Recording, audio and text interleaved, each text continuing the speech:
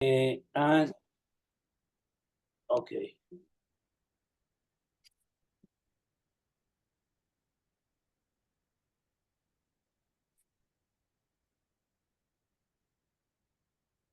Okay.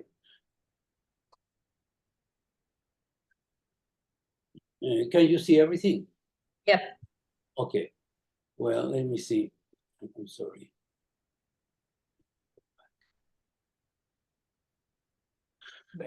The objectives of the meeting are, of course, to share with you information about the program, and then to answer any questions or clarify any doubts that you can have, and respond to any comments that you would like to make or express your needs. And what we expect is that at the end of the meeting, we will all have a clear understanding about the program, what it is. And then we start the process of networking, because some of you are new and some of you don't know each other. And it's not only the networking, but also net weaving process of the participants. Net weaving is when there's a host asking 2 or 3 or more people to meet. It's not just a spontaneous kind of meeting, it's an intentional kind of meeting. What we are going to have is first 2 minutes for the welcome and introduction. Then I would like to summarize the class of 2024. But basically, I'm going to focus on the mentees, because the program is for the mentees. It's a pity that we have only, I know we have a few mentees today. And then I will point out some of the main points about the mentorship, and we will open the floor for questions, answers, comments, responses. And we have our dear friend, mentor Juan Manuel Sotelo, which is a veteran. And then about half an hour, Anna Fruhauf is going to join us from Berlin, from Germany. Luisa, is she here now? I think she's not here yet. Okay, great, Luisa. And then mentor Cesar Gattini from Santiago, Chile. And at the end, well, we will have a few remarks, and that will be the end of the session. We expect to finish by 1 p.m. or 1 minute before, after 1 p.m. This is especially for our mentees. We would like to know you, and we cannot have a formal, we don't have time to have formal presentations. But if you can say your name, where you were born, where you live now, and how you identify yourself. Some of you may have a profession or may come from an academic discipline, but maybe you identify yourselves as something else. And then you ask your question or make your comment. Again, a reminder of what we do, what are the objectives of MultiPOD mentoring: the professional development, the personal growth, and increase the technical ability of students and young professionals working global health, human development, and environmental protection. But the medium and long-term objective is that we are creating a group of people that are going to be part of a dynamic workforce, and also maybe 5%, 10% of them will be part of a collective intelligence network, almost like a think tank of young people and mentors of different generations. And this is going to be, or where we intend, is going to be a multi-country, multidisciplinary, and intergenerational think tank of leaders, innovators, high-quality practitioners, that what they want to do is improve the planetary health and welfare. This is the status of the countries in which we are now. And I want to let you know, this is not the countries where people were born. It's where people were born or reside. And we have 122 countries thus far. The idea is that participants know the country where they were born or have contacts over there. And they also know the countries where are they residing, studying, or working. So what we need is people who can give us the context, or if we have a referral, somebody wants to go to Zambia, we know we have somebody in Zambia that can give them some idea of what's going on. And our friends from WHO and PAHO know very well the importance of having somebody that can guide you through this process. First, the recruitment. We intentionally do not advertise. We don't use social media except LinkedIn. And before 2023, we had about 50 to 60 mentees. In 2021, we had 81, and it was very difficult to have the monitoring and control of the mentorship. So we have decided that a good number will be around 35. And each year we have at least 5 to 15% of the mentees that year want to continue, or we have some of the MultiPODians or former mentees ask to return to the program because they have a new need for a decision, or they want to be helped with an opportunity, etc. But the bottom line is that more than 50% of our mentees have been referred by somebody who knows MultiPOD. And I'm going to show you something here, if I may, just a moment. Let's see here. Yeah, this is, for example, the London School of Hygiene and Tropical Medicine. And these are the years where we have received students or alumni from that top global health school. And if we count after 20, we may have easily 35, 40 people that we have had in the program, coming from the London School, but we also have 6 or 7 from Harvard, from Maastricht, from the Royal Tropical Institute, and different other institutions. So there's word of mouth, or there are referrals with most of our participants. Okay. Oh, sorry.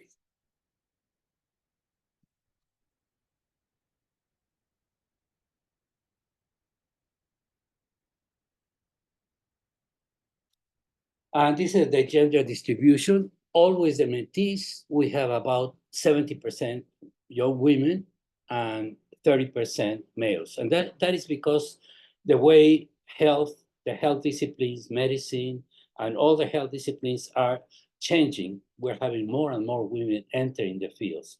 And that is reflected in the number of mentees that we have. Mentors, we are always trying to get a balance between female and male mentors. And some years we do that 50-50, some years it's slightly less women than men. But this is important, especially for the female mentees, because many of the young women would like to have the inputs and the tips and the advice of women who have gone through the same process and the same obstacles.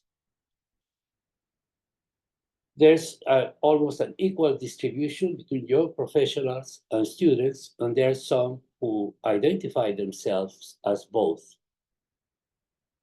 And these are the different regions. We always have a predominance of people from sub-Saharan Africa.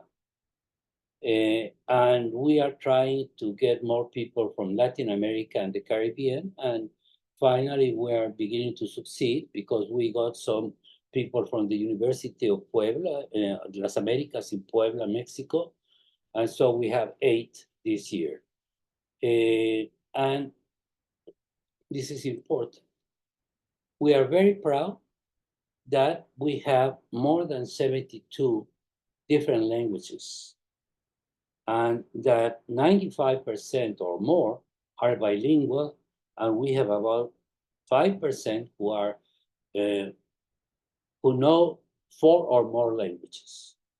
And that has been used practically in some cases where somebody asked us to have a overnight translation. Instead of Google, we can ask one of our friends to do it, and to do it humanly. Okay. And these are some of the areas of interest. Again, these are not the professions. These are the areas that they indicated. And you can see that about half are interested in health issues.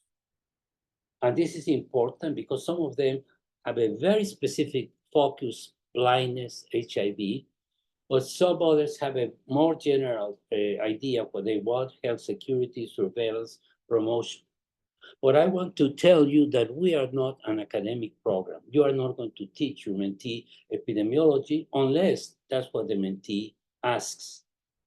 What we are going to do, what we do in the program, is we learn with them if the mentee that we have is from a different discipline or is interested in something else. We try to match common interests, but sometimes we cannot do that. The rest of the interests have to do with the environment, have to do with human development, and this is important because we as mentors and they as mentees can really learn together and discuss some ideas together.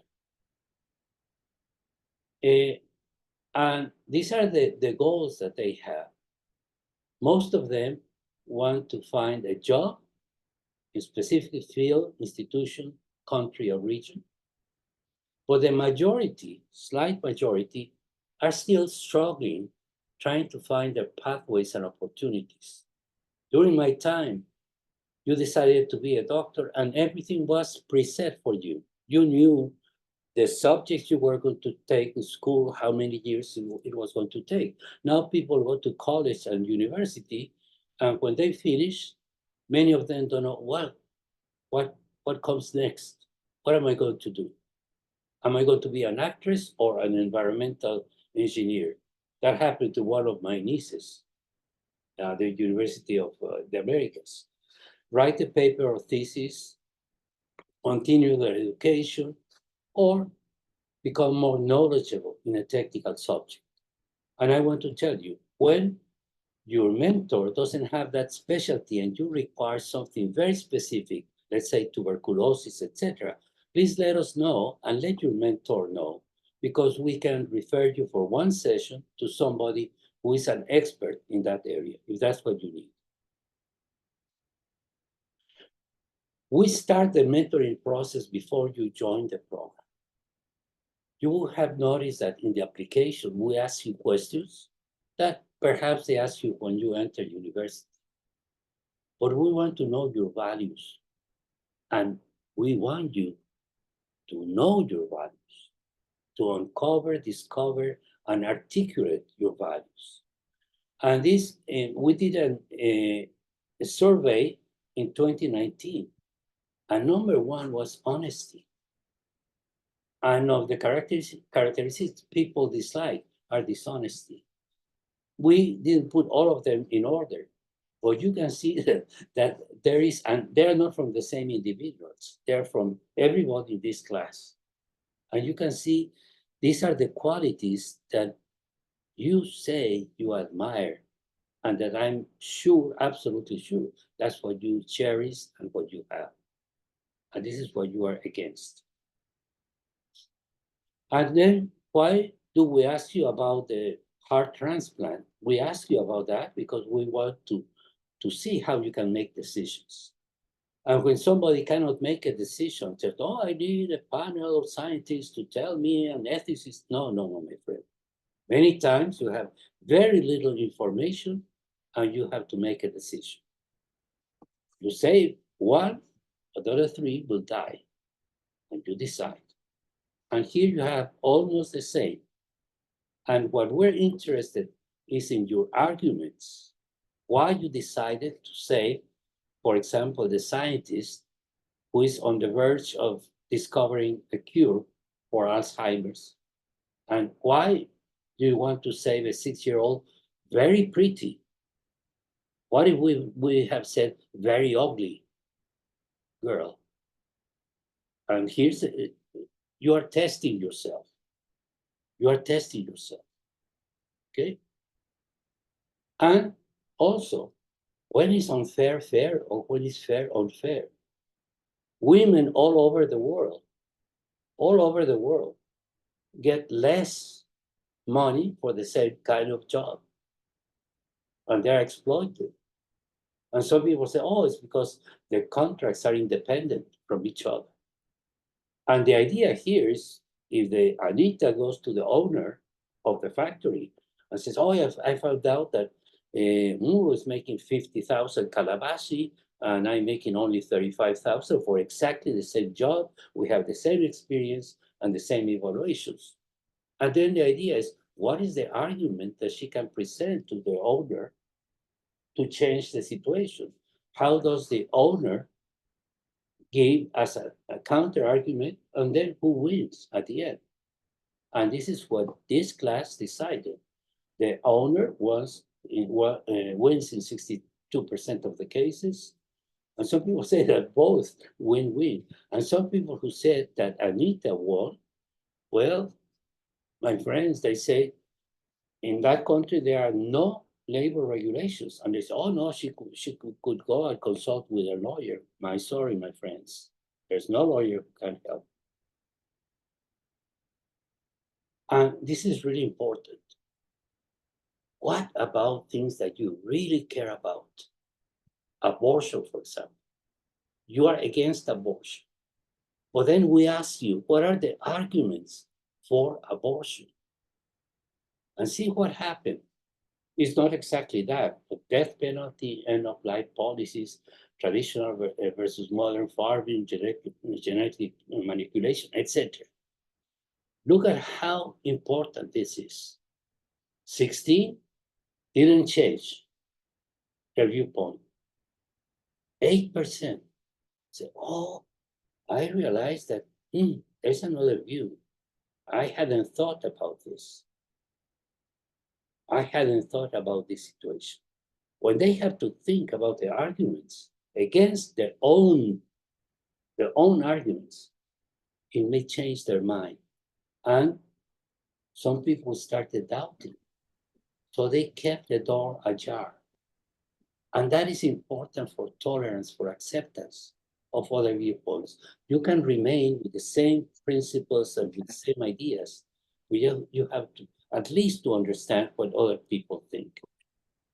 And this was the first part. And then you receive the mentorship guide. And this is the index of the mentorship guide. We can open the discussion now, or I can give you a very quick reminder of the main points on the guide. Please, the ones who would like to start the discussion now can tell me by raising their hands. Okay. That means, what does that mean, Anaili? Please translate for me. What does that mean? That they want to hear more? Okay. Well, these are the types of mentors, and you know about them. One, you tell your mentee what you want him or her to do. In the instrumental mentorship, the mentee decides what you are going to talk.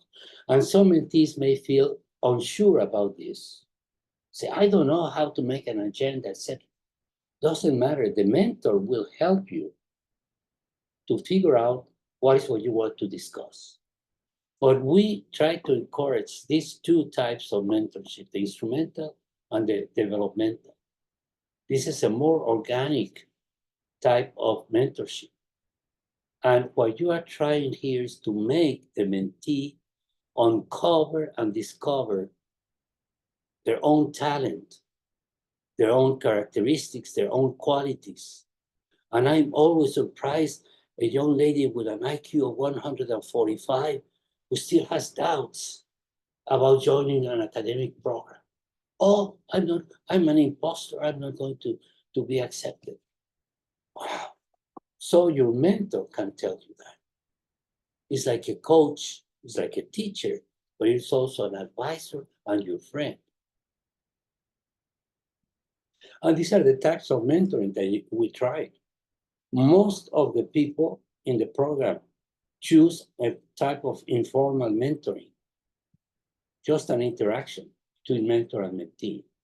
And you have other group mentoring, multi-level, peer mentoring, horizontal mentoring, and we encourage all of them. That's what makes the program more attractive and a little bit different, because you have many, many possibilities. And this is what is supposed to be a curriculum. We focus on your personal growth, know thyself, but we also on your professional development, how to look for a job, how to write a high impact resume, interview, etc., etc. And technical and scientific knowledge will depend on what you need and what you want. And again, your mentor will learn with you. I had no idea what orbital junk was until a young physician from Australia told me, oh, those are the pieces of satellites that are orbiting around the Earth. And there are thousands and thousands and tens of thousands. And what is going to happen 10 years from now with all that junk falling on Earth? And that's one example. The other one is the European Parliament and gender discrimination.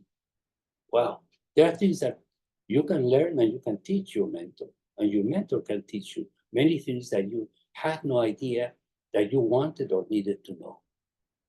And we use also as a framework, the 9 questions about your future. For your pathways, you need to know who you are, what you are, and what is your ikigai. And to find your opportunities, you need to know what you want, especially what do you find and get what you want. And this is where many people are right now. And then when you have the opportunity, or 2 or 3 or 4 opportunities, how do you choose? When should you choose? And how do you know this is it? It took me 32 years to join my dream institution, the Pan American Health Organization, because I wanted to join that institution since I was 8 years old. And when I got there from the Center for Disease Control, what have I done? The beginning of the AIDS pandemic, the phone never stopped ringing. My secretary had a nervous breakdown. And I said, what am I doing here? This is a political and technical organization. What am I doing here? And it took me 2 years to get used. And then I loved it. And then I loved it.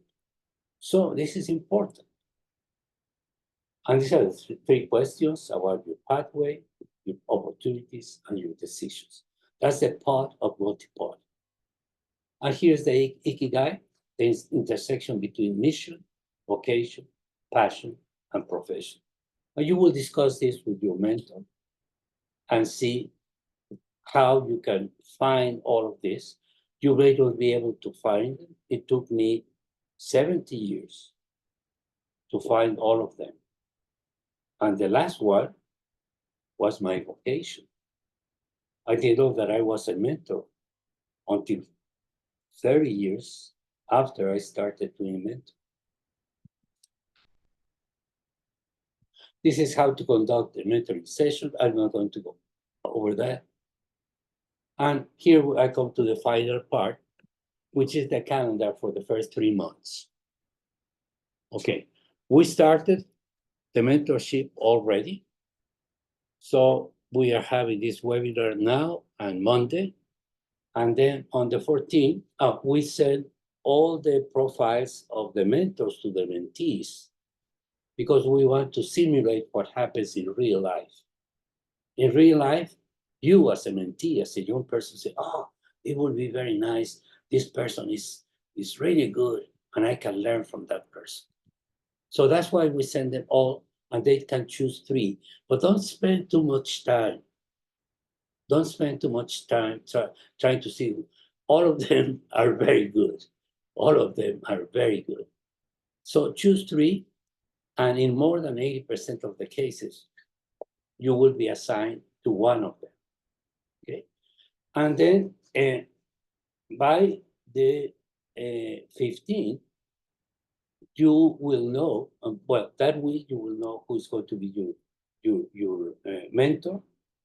And then we ask the mentees to be the ones who are going to contact the mentor, because that's your obligation, and you are the one who needs a mentor.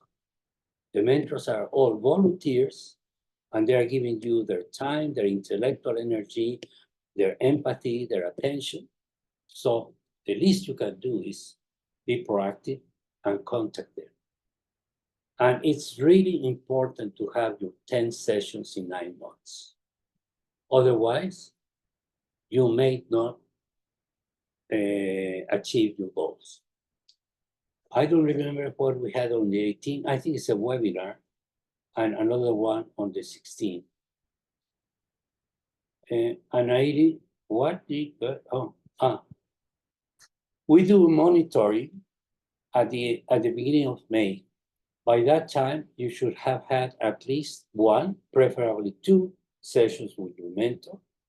And the only thing we ask you there is, how are you doing? Is the match satisfactory? We ask the mentor and yourself 3 questions, takes 3 minutes to answer them. And at any time, you can contact me or Anna Ili. Everything is confidential. And you can say, okay, I'm having some difficulty, technically I cannot communicate because my mentor is in India and I am in Australia and I don't know the time. It's very difficult to coincide, or we don't understand each other. My English, I have a different accent, etc., etc. So it's important that you let us know. And we call the webinars fora or forums. Because except for today, I would like for most of you to be the ones who talk. And this is the initial assessment: satisfactory time zone, technical quality, interpersonal communication, exchange of ideas and information, discussion of goals. Chemistry is very important. If you're satisfied with your match, and if it's useful, and then what do you see? You think you will have a good prognosis in your mentorship, because that's what we need. I think I'm going to stop here. These are some statistics that we did about the number of sessions and the success of people. And at that time was 7 or more on 6 or less.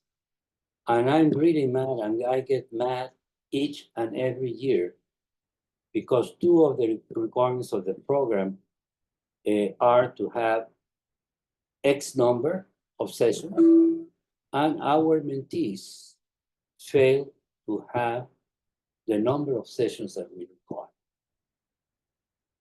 About 30–40% don't have that number of sessions. And regarding the evaluation, it's the same thing with the young people. I don't know what the mentors, 90% always answer and always tell us, and that's why we know about the outcomes of the mentorship many times. But I don't know what happens and why it's so difficult for the young people to comply. Okay. Well, I'm going to stop here, because here is the process of what we do. And these are, we put 70% of achievement as the threshold to say that your program was successful. And we have each year the mentees and mentors. These are not matched. It's what the mentees and the mentors said about their program. And you can see that most of them went beyond the threshold. And here's regarding the pathways, the job opportunities, the academic opportunities, publications, etc., etc. We also put a 70%. And this is achieved or almost achieved. Well, I will leave you here.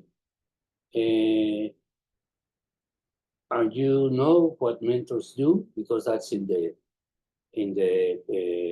guideline. And you also know what you give your mentors. And this is really, really, really important. You have no idea of how valuable you are for the mentor. You are validating their lives, our lives. We make us feel useful. You help us and collaborate with us. Many of the technical aspects that I don't manage, and Aili or one of my mentees helps. It's very nice to feel respected and admired by somebody. And then when you see the young people with all these new ideas that you had no idea existed, it's wonderful. Then our memories start getting less and less. And then the young people help us with that. They inspire you. They give us strength, trust, and confidence, and most of all, faith and hope for the future. And that's what you give your mentor. Okay.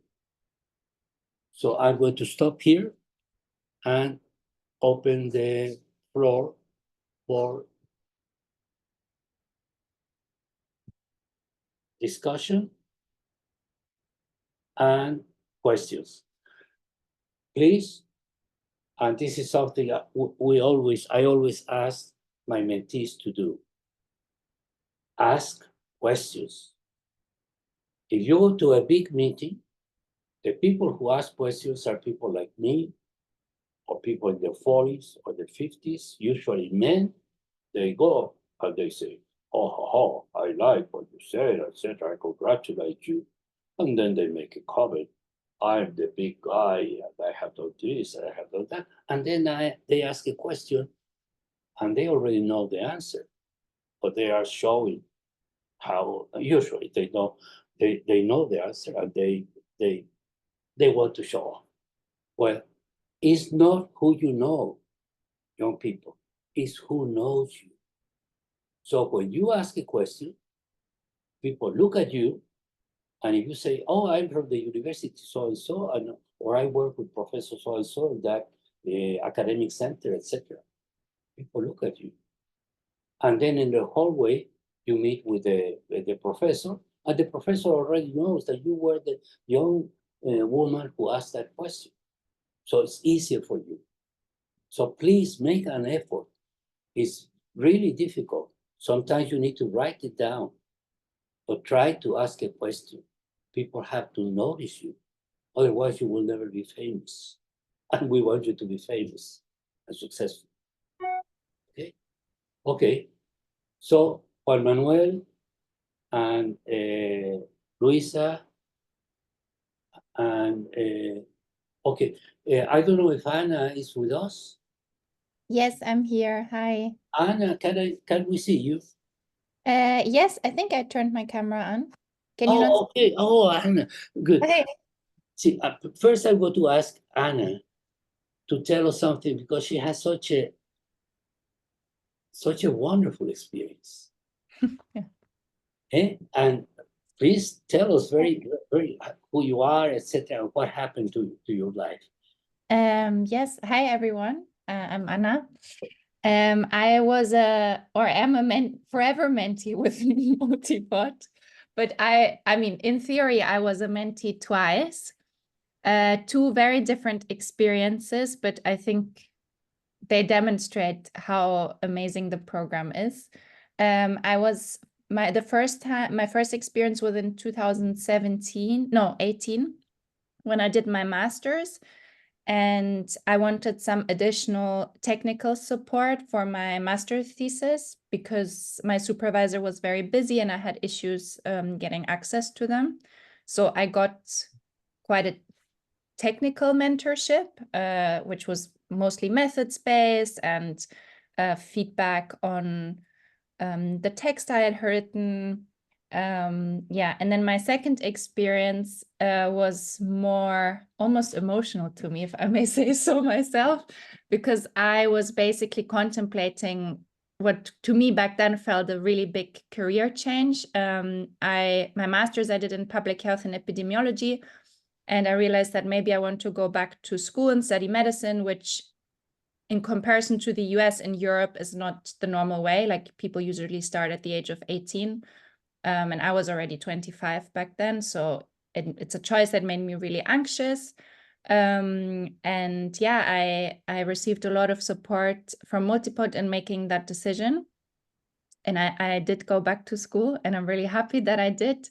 And it worked out perfectly in a way that I'm actually now pursuing an MD PhD. So I'm continuing to work in the field of epidemiology while doing my medical studies. And I really, have to be honest and say that a large part of this is due to just the confidence I got from the program in making that choice. So yeah, any questions you have in terms of, my experiences, or if I have any advice? The one that comes to my mind is, I think it helps if you're really clear on what you want from a mentor. If you have like a clear goal in mind, even if it's something vague, like I want to figure out my next career step, I think that's helpful, but I'm sure Fernando covered this in his presentation. So yeah, thank you.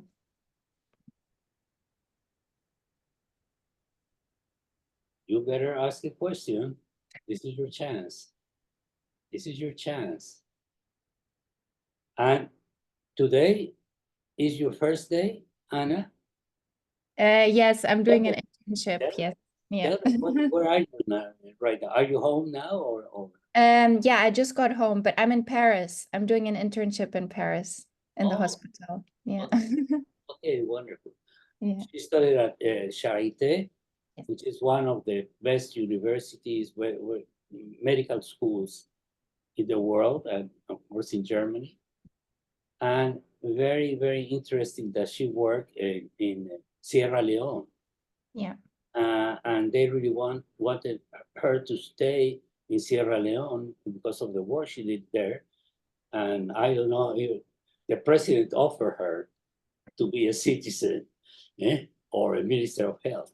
And so she was still thinking about going to medical school, because she comes from a dynasty of doctors. And she said, I'm an old lady. How come I'm going to go to school again? And then the first years are very difficult in medical school, because you don't see patients. But now you see. Okay. Questions? Doctor Zacarías and Dr. Sotelo. I'm sorry, Dr. Sotelo, please. Okay, thank you. Hi, everybody. Greetings from Washington, D.C. Thank you, Fernando, for giving us a major framework of the program, which is great. I think the program, I have been participating in it as a mentor for quite a few years so far, is a win-win program, a win-win from the perspective of the mentor, and I'm sure that from the perspective of the mentee as well. I have another point. Thank you, Fernando, for the immediate goals that you have reviewed with the group. I wonder if you can expand a little bit about this intelligence network that will come afterwards. Some comments on that, okay? Now, the other thing is, you mentioned in your presentation about some controversial issues. In my experience, I have had mentees from Tanzania, from Cairo, from Colombia, Mexico, and so on. So from the cultural perspectives, these things controversial needs to be handled with good dialogue, We all win with that, but what it means for the West, some things are very different from the rest of the world, So these things are good to chat with calm, and we all grow after this good dialogue. Ethics is very important in that dialogue. And the other thing is, Fernando, he's a scientist, and he make a good taxonomy of what mentoring is, but these are gray areas in which there is a lot of overlapping, so don't be so scared about this being in a box necessary, So we need to have this mentor match on the week of the 15th, between 15th and 23rd of March. I took note, so I'll be waiting for some messages from the prospect mentees. And I'm ready for the photo taking, Fernando. Thank you, Juan Manuel. Perhaps before I try to answer some of the questions, we would like to have some more questions and comments.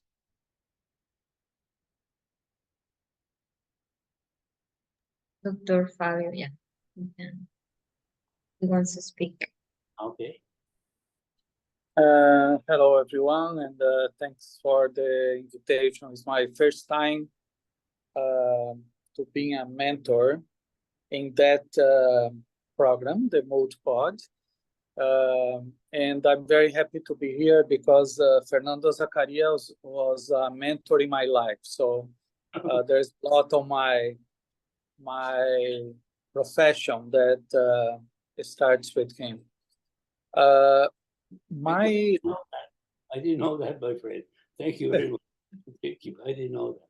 Thank you. My question is, each one of us will have one mentee or more than one mentee? That's my question, because my first time in that specific program. In my past, I have mentored many people when I was working for WHO, but like internships or things like that. But for that program, I'm curious about the number of people that you'll take care of. Thank you.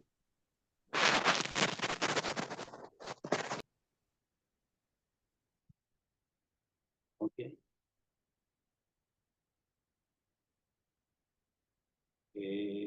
Michael, I'm calling on you. Hello, everyone. Hello. Any questions? Any comments? Tell us who you are. I don't have any questions for now, but just for an introduction, my name is Michael.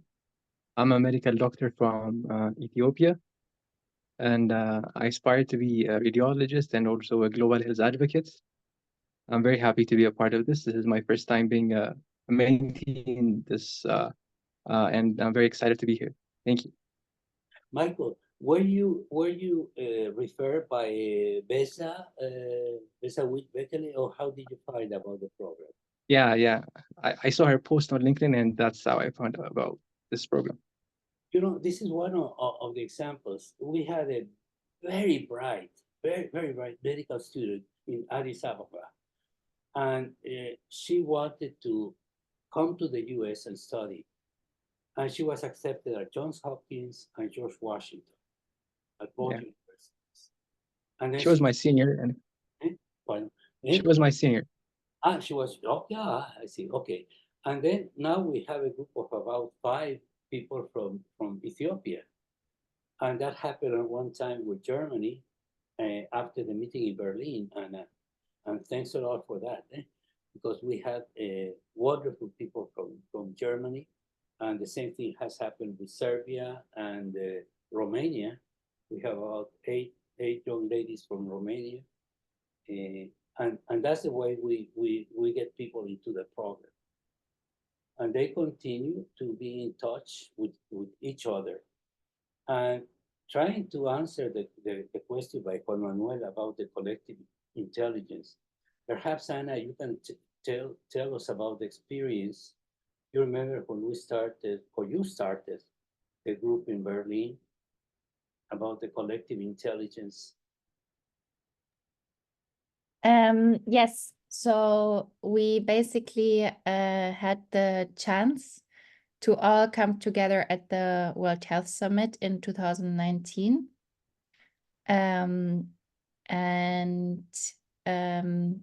Yeah, basically the idea was that we realized that, you know, even I think before coming together in person, like talking to each other online, that these connections that we're making as both mentees and mentors and the knowledge that is coming together is something that we want to use beyond the individual benefit that mentorship can bring.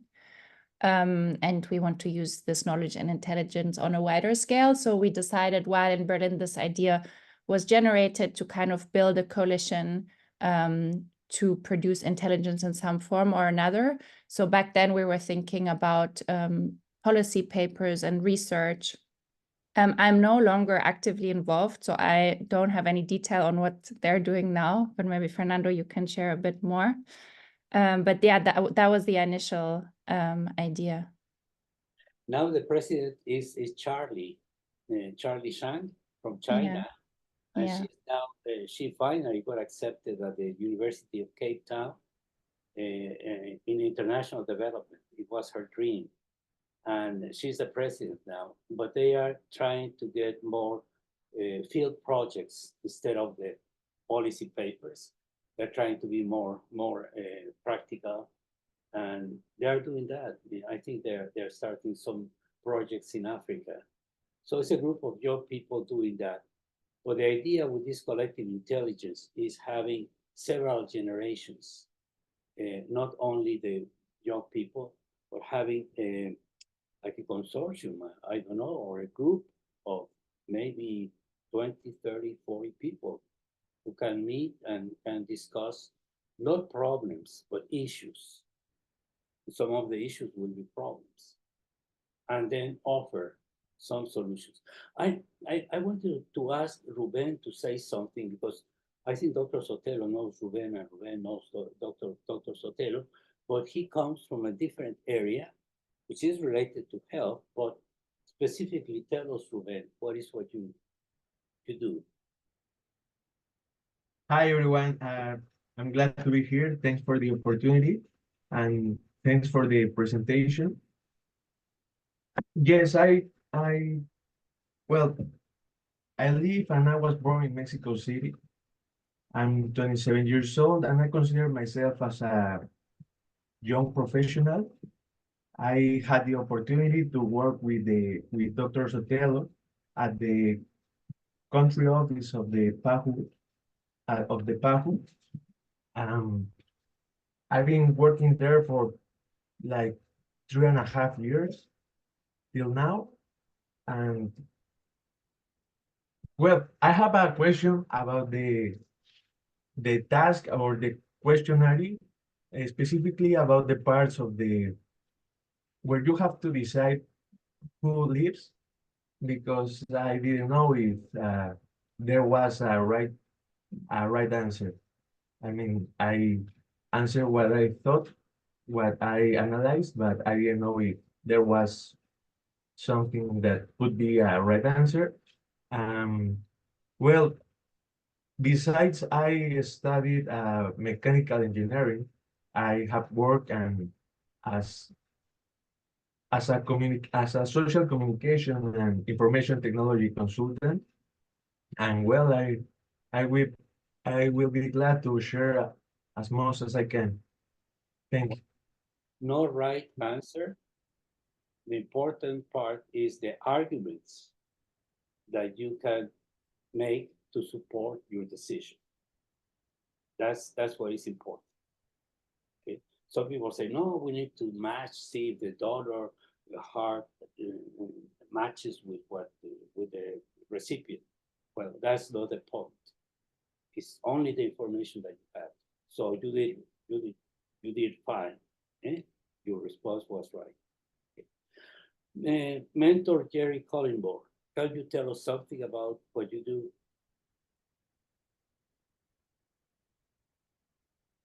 Jerry? Oh, he cannot hear me. No. No, he's mute. I don't know. Okay. Luisa? Is she there? She was here, but I don't know why. I mean, she left. Okay. Well, why don't we take a picture before everybody leaves? And I don't know if the black screens can show us who the people are. See, when you have a dark screen, the other person is at a disadvantage because body language is so important in mentoring. One of the mentors at the beginning of the program told, oh, no, it doesn't matter because they are taking notes. No, my friend, you're taking notes here through your eyes, through your voice, through your movements. one young lady had a dark screen and how are you? Okay, I'm okay. Oh, let me see you. She was crying. Okay. So that was important. That is important. That you can see what's going on. And Deborah and Vilma. Okay, well, we take the picture. Oh, Okay. Deborah is coming. Um, Oh, okay. Okay, good. Excellent. And Deborah is coming? No, she doesn't have a camera. Okay. I'm sorry, Zacharias, before you go, sorry, Jamie here. I had a terrible network, Okay. so I'll just. Excellent. You're over in Nigeria, no? Or where are you, Deborah? I'm in Lisbon. I'm Nigerian, but I'm based in Lisbon. Oh yeah. Okay. Yeah. So Fabio, can you have a lady with Portuguese? Okay. Okay, a picture. So, well, if you want to smile, that will be great. Just Ask you not to stop. Zacharias. Zacharias, Jeremy here. Everyone's You here. not hear me? yeah, Dr. Jamie, just wait for the picture. That will be, yeah, just say I the want to say something. Oh, I don't know. Okay. Okay. Yes, well, I've just posted in the, you're hearing me? I just posted in the chat some LinkedIn profiles of two of our mentees who just came into this organization seeking guidance on their career change and youth pathway. So I've shared with you some of the status that have come out of their experiences since passing through this process. Okay. Thank you. You want them to be in the program because if one thing that is important, if they are referred by somebody that we know, they are automatically accepted because we know that they are referred by a person who has gone through the program and knows that they will be useful. That's what we want. We don't necessarily want you to be happy. We want you to be useful. That's our mission. Okay? The happiness is for you. The usefulness is for everybody. So that's what we need you. And if you are useful, welcome to the program. Okay, my friends. Any other comment? No? Sarah, I think you. Sarah, please. Yeah, hi, I'm Sarah. I'm living in Austria at the moment. I was born in Turkey, but I'm very mixed nationalities from all of my family. So, yeah, anyways, my question is, well, thank you very much for welcoming me to MultiPOD. And I saw that there's opportunities to have mentorship with smaller groups, like 3 or 4 other mentees. Is that something that you coordinate, or is that something we would have to initiate by ourselves? It's up to you. I think it's best if you do organically, and I try to answer also Fabio's question. Most people have one mentee, and some people have 2, and sometimes even 3 mentees, and they can have them simultaneously, or they can have them in sequence. And if you have 2 or 3 mentees, that doesn't mean that you have to have 30 sessions. You can combine them. Okay? And sometimes, for example, last year, we had 1 mentee with 3 mentors. So all combinations work.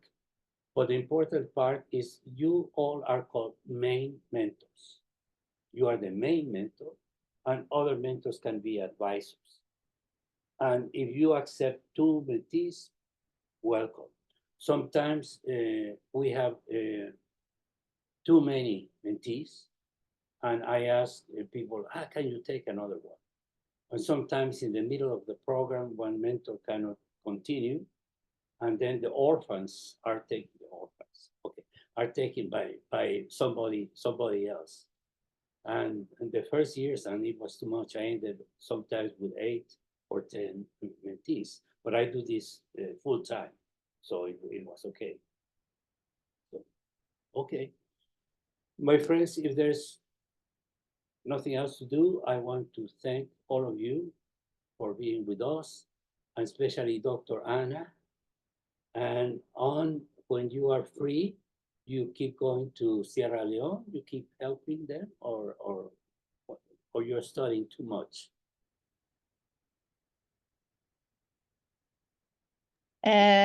For now, I need to finish my studies. Okay, great. Thank you, everybody. And Yeah, I didn't take the picture. oh, you didn't take the picture. No. Okay. You know, Okay, just a moment. This will be like fast. Okay, Dr. Vilma, I don't know if you can turn on your camera like for 3 seconds. And you can smile. I don't know if it's, well, I don't know. Well, I will just take it. Okay, so you can smile now and give me like 3 seconds in that same position. the same position.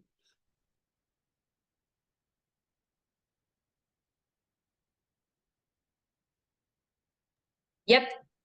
Thank Okay. you very much. And everything to everyone. Okay, everybody, thank you, and let's start. Thank you, everyone. Thank you, everyone. Thank you very much. Thank you. Have a nice day. Soon.